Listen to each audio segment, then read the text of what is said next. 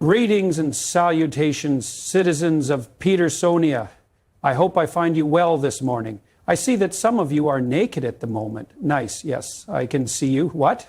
Did you actually think that the most powerful and technologically advanced dictator since Obama wasn't watching your every move and monitoring your bowel movements? Speaking of which, you, yes, you, right there. Report to the nearest Peterson Patrol poopy poop doctor, ASAP. Trust me, you need it. You'll thank me later. A globally spanning dictatorship is only as strong as its weakest turd.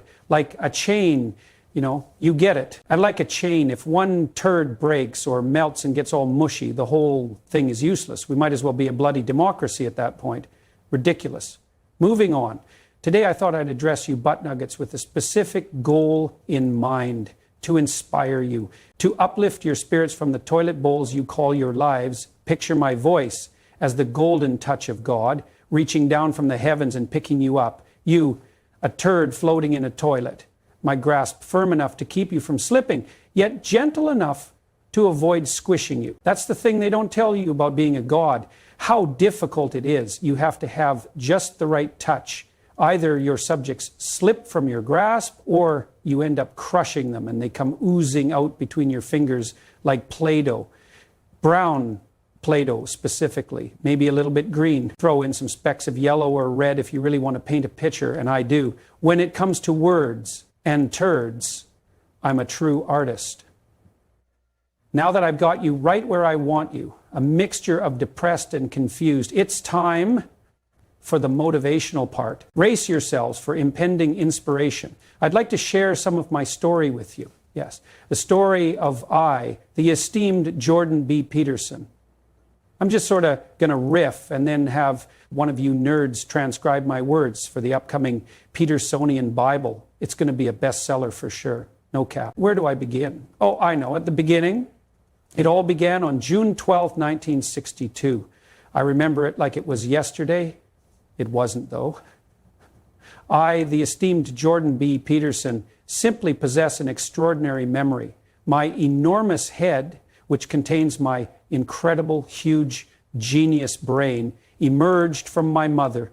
It popped right on out of her gaping puss hole. It was in that moment I breathed my first breath of air. I enjoyed it much more than amniotic fluid. Then out came the rest of me. To everyone's shock, I was not a normal baby. I was born with the body of a crab. With my current adult head, yes, it's true, I was born a crab boy. And not a regular crab either, one of those weird spindly-legged Japanese spider crabs. Mother screamed in horror, this upset me. So, like any newborn would, I reached up and pinched her nose right off. It fell to the floor like a spoon falling to the floor. Only it wasn't as noisy as a spoon. It just sort of plopped down. There was a lot of blood, so I ran. I ran so far away. I ran all night and day. I couldn't get away until I did. You see, this was one of those beach hospitals. They're fairly common in Alberta. Anyway, this was perfect for a crab boy. I stumbled across a freshly built sand castle and established it as my home. I spent many moons residing in that castle. I subsisted mostly on decayed carcasses of fish and algae. Algae is surprisingly tasty if you saute it. One day, whilst I was out scavenging for tasty morsels, tragedy struck. I returned home only to discover I no longer had a home. It had been flattened. In its place was a family of morbidly obese humans. I began boiling with anger. I was hotter than a boiled crab. With my powerful pincers, I attempted to destroy the engorged interlopers. But my efforts were futile. I was unable to penetrate their blubbery hides. They possessed a truly formidable defense. So I grabbed the youngest tub of lard and dragged him into the sea, deeper and deeper, until he met his watery grave.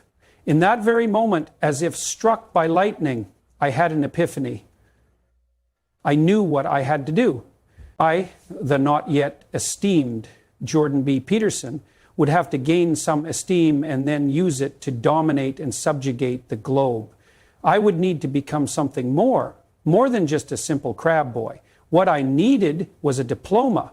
So I set off for college. How's that for a first chapter? It's pretty dang good. It's got everything you need. Tragedy, comedy, a little bit of excessive violence. It's like an Adam Sandler movie.